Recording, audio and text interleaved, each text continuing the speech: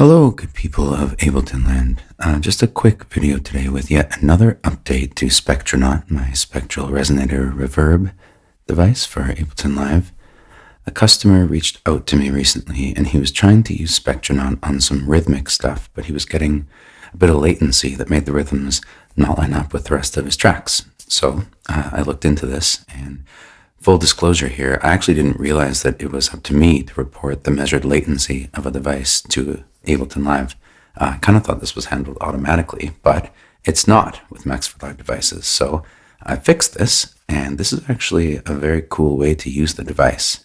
If you've been using Spectranaut for dreamy ambient stuff, you likely haven't noticed this latency issue at all. But if you did turn the reverb all the way down and then set a really small short decay for the resonators and then tried to process some tight rhythmic loop, you might have noticed that there's a slight delay when processing, and your tight rhythmic loop no longer lines up like this.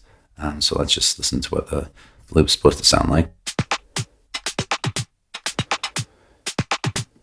And then we will turn up the dry wet.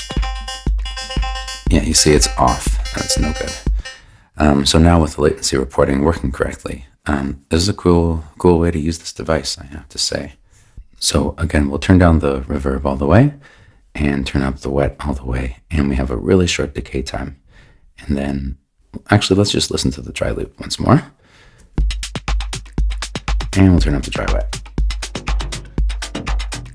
And now it's perfectly in sync. And you can use the crossfader to maybe jump between.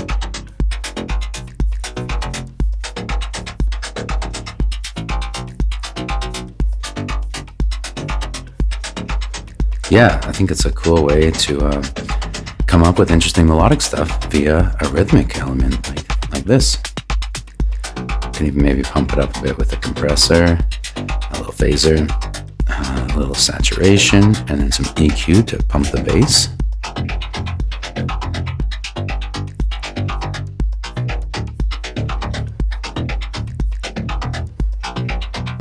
You could even automate this with an LFO and get some cool stuff.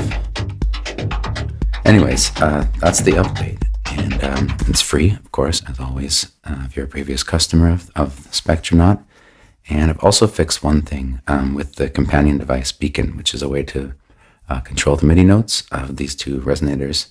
And this is a common Max for Live issue where you basically clog the undo history of Live if you're kind of automating various knob movements with a Max for Live device. So to fix that, I basically turned off automation for these two knobs, which means that you can't write in automation, although I honestly don't think you'd want to. I think using Beacon is a much easier way to control them if you wish. And also this means that those knobs won't be controllable with a push, which is a bit of a drawback. But let me know if this is a deal breaker for you, and I can always make you kind of a custom version where that's reverted to how it was before. But anyways, that is it for the update. I'm hard at work on a new device, which has been many, many months in the making, and I'm almost done. And I'm looking forward to sharing it with you soon. I hope you're having a very nice day. Thank you for your time, and peace.